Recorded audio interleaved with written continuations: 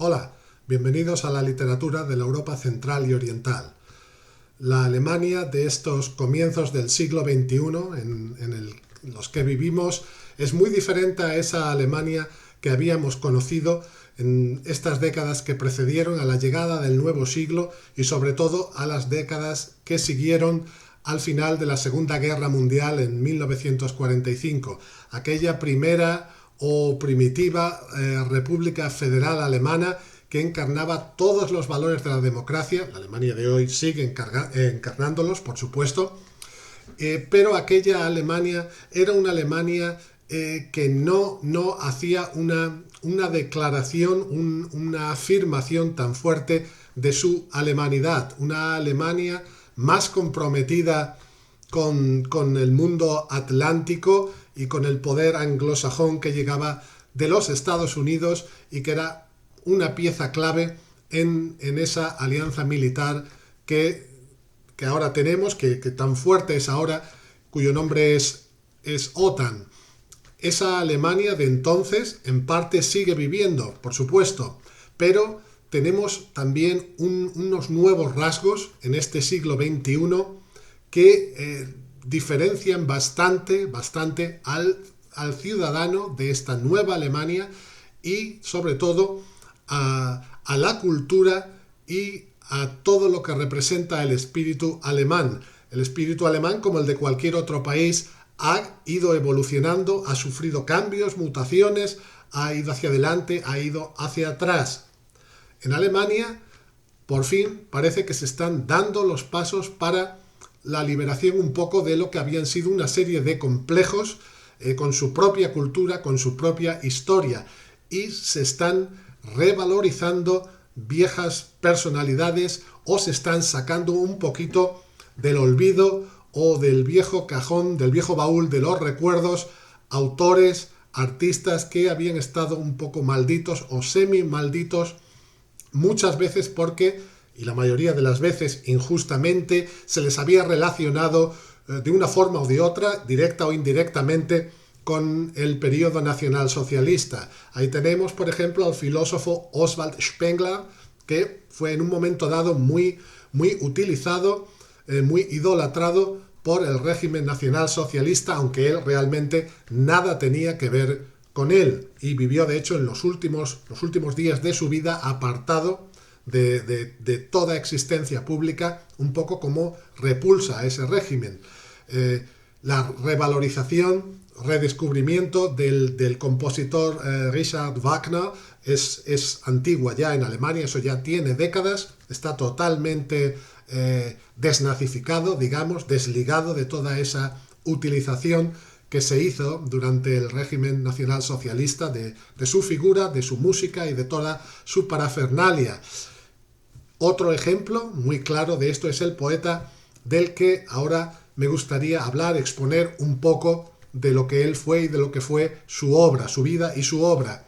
Es este poeta, uno de los más grandes que han existido en Alemania en el siglo XX y que vivió entre finales del 19, en la década de los 80, y murió exactamente en el año 1933, que es el año de la subida al poder de Adolf Hitler y de la fundación de ese malhadado y también mal llamado Reich, Tercer Reich. Para muchos de nosotros no fue ningún Reich y no merece el nombre de Reich siquiera, aunque consideramos la mayoría, muchos, que el último Reich alemán fue el segundo, fue el Reich de Bismarck y no hubo Tercer Reich, pero para la historia oficialmente sí, fue un Tercer Reich.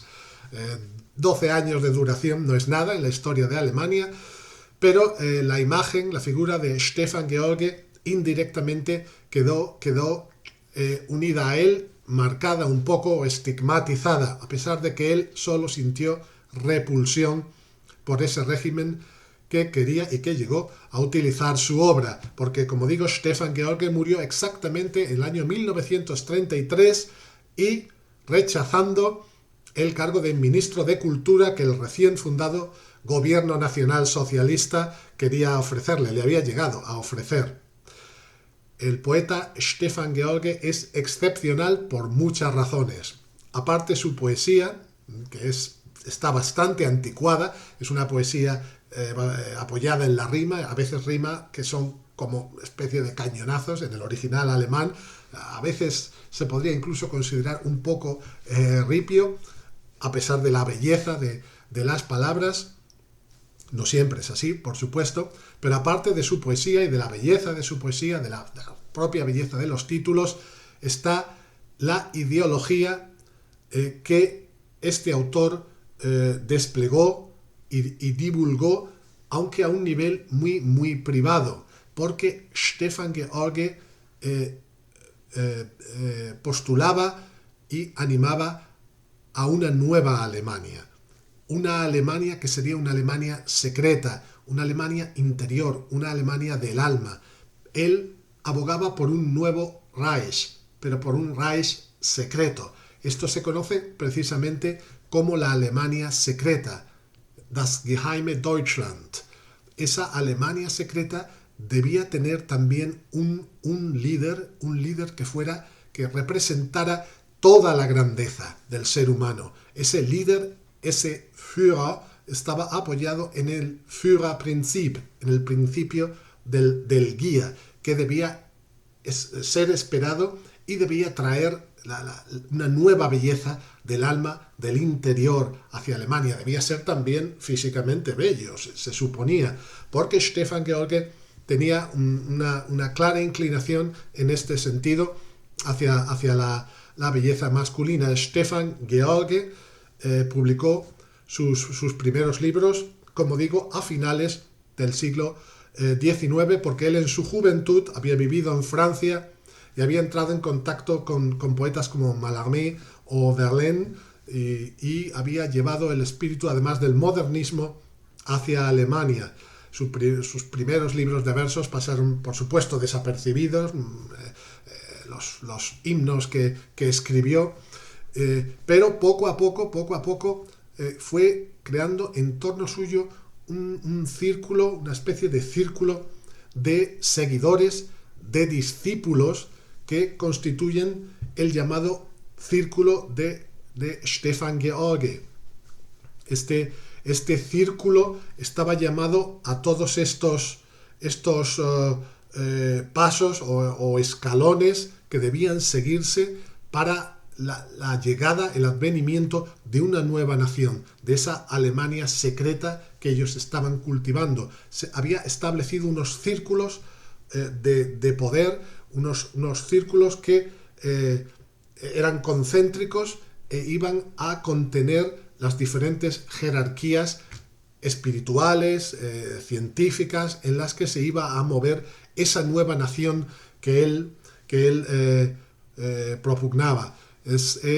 Fue una idea muy original en su tiempo y rápidamente los nacionalistas alemanes se hicieron con ella, ya antes de la Primera Guerra Mundial.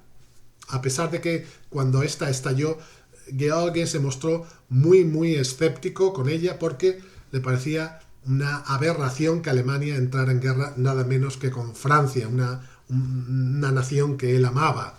Para él, Francia y Alemania formaban el nuevo núcleo de Europa, para el renacer de una nueva espiritualidad en Occidente. El amor de Stefan George a las lenguas, y muy especialmente a las lenguas románicas, era muy, muy fuerte.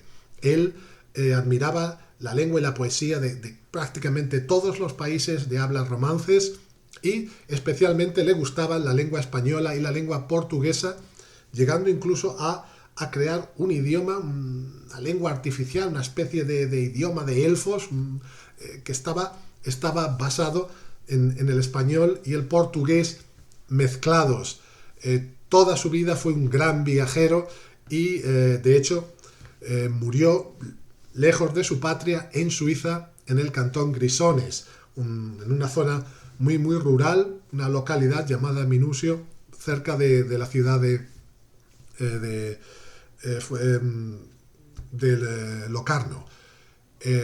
Stefan George, con este gesto de huir de Alemania, de abandonar ese país justo cuando ese falso Führer llegaba al poder, es todo un gesto, toda una declaración de principios de su rechazo por lo que consideraba una aberración y una manipulación de su doctrina, porque lo que creó fue una auténtica doctrina.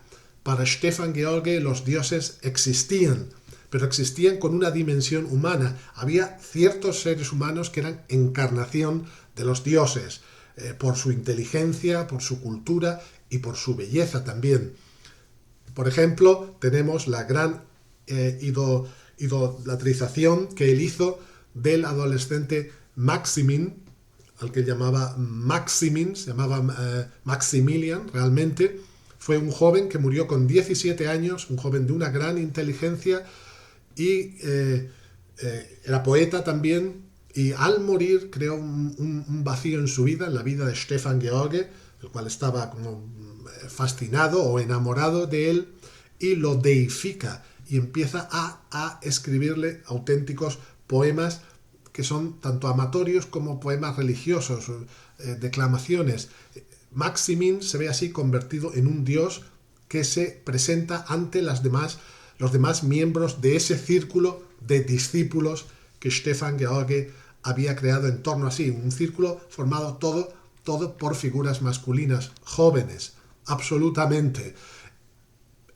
Siempre se menciona, porque fue uno de los más destacables, aunque no el único, al conde von Stauffenberg, Graf von Stauffenberg, que fue ya durante el nazismo convertido en coronel, la cabeza de la conspiración contra Hitler, y que murió ejecutado, como se sabe, por su participación en esta conspiración, por ser él de hecho el cabecilla de la llamada Operación Valkyria. A la muerte de Stefan George, el propio nazismo intentó homenajearlo, y durante su funeral hubo una serie de como encontronazos entre partidarios y enemigos del nazismo que residían en Suiza, porque los nazis durante su funeral se presentaron con una corona de flores que llevaba fusionada o entretejida una esvástica. Esta corona fue depositada junto al ataúd, pero rápidamente discípulos de su círculo la retiraron y la sustituyeron por otras flores. El propio Stauffenberg, von Stauffenberg, en el año 1933, a un joven, fue uno de los que montó guardia junto al ataúd de este maestro, de este semidios o anunciador de la llegada de ese Reich secreto, de esa Alemania secreta que acabó en tragedia absoluta y que realmente nunca llegó. Tras la Segunda Guerra Mundial, Stefan George cayó en desgracia y durante mucho tiempo estuvo prácticamente olvidado. Han tenido que pasar muchas décadas, Alemania ha tenido que reunificarse, comenzar un poquito a librarse de complejos para que volvamos a disfrutar de muchas obras que se han escrito especializadas, estudios sobre este autor y nuevas ediciones. Y por fin lo que tanta falta hacía, nuevas traducciones al español, traducciones de sus obras completas, porque lo que había eran libritos dispersos, tal vez 2 o 3 ediciones y nada más. Hoy en día tenemos nuevos libros sobre él, muchísimos artículos, muchísimos estudios y estupendas ediciones. Uno de los libros de poesía mejores de Stefan George es este, Der Siebente Ring, el séptimo anillo. Normalmente en alemán se dice Der Siebte. Él era caprichoso en su forma de escribir y en su ortografía. Solía escribir los sustantivos siempre con minúscula, algo que en alemán no se puede hacer. Creó de hecho una ortografía especial. Como ya he dicho, le encantaban además las lenguas, inventarse lenguas. Sus poemas aparecían además en ediciones muy cuidadas, que eran como pequeñas obras de arte que a veces no se vendían en librerías, sino que él las distribuía gratuitamente entre amigos o entre las personas de su círculo. Este séptimo anillo es uno de los libros más bellos de Stefan George.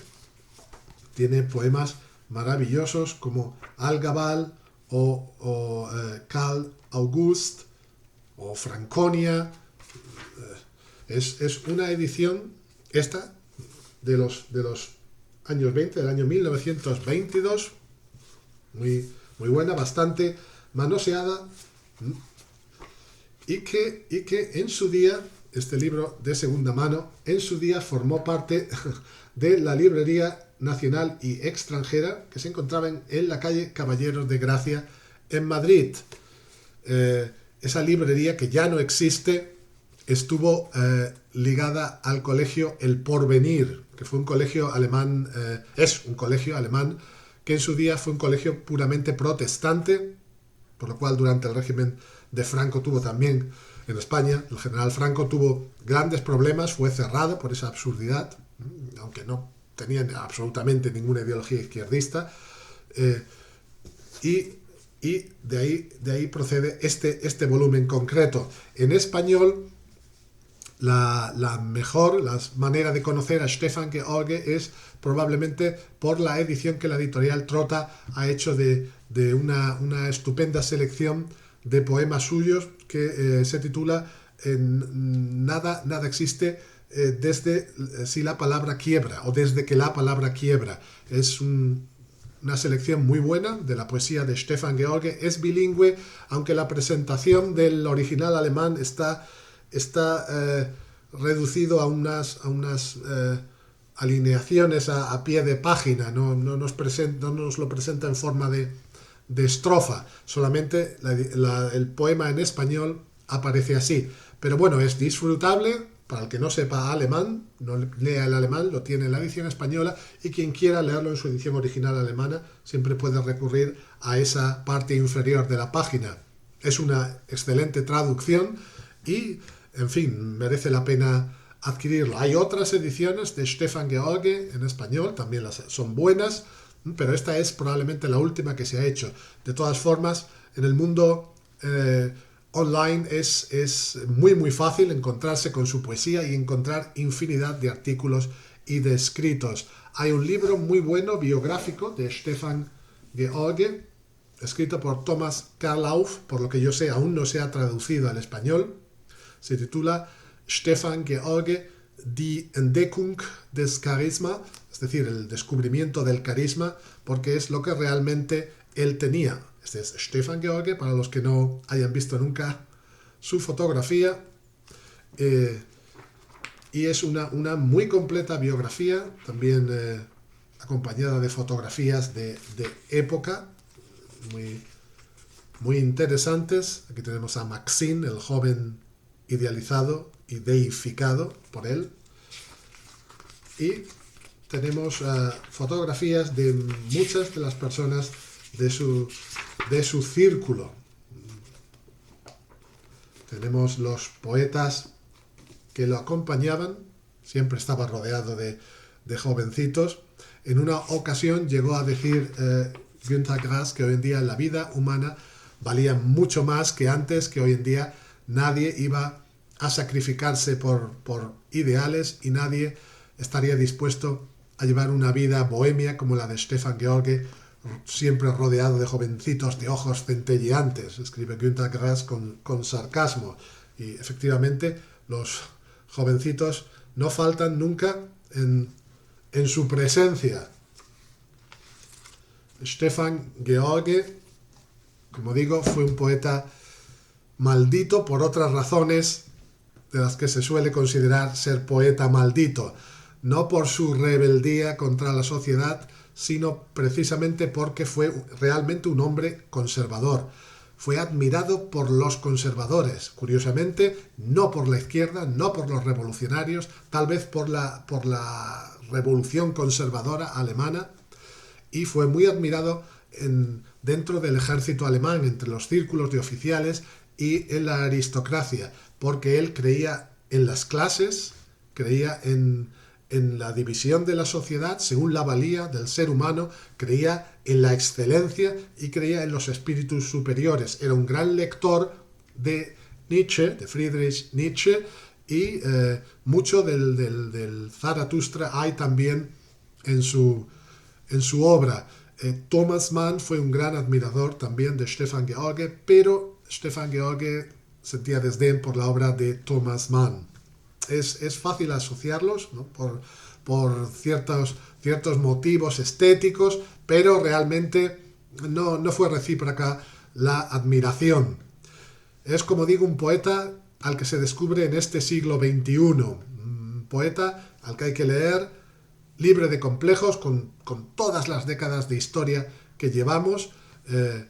Merece ser recordado, merece ser descubierto, esta Alemania secreta, este Reich secreto, y ese Führer, ese guía secreto que también puede ser que llegue algún día, espero que no para Alemania, sino más bien para Europa, y que sea un guía espiritual, un guía de la cultura y un guía del renacer de la humanidad, no del espíritu guerrero. Stefan George os está esperando con su poesía y con su vida insólita. Gracias.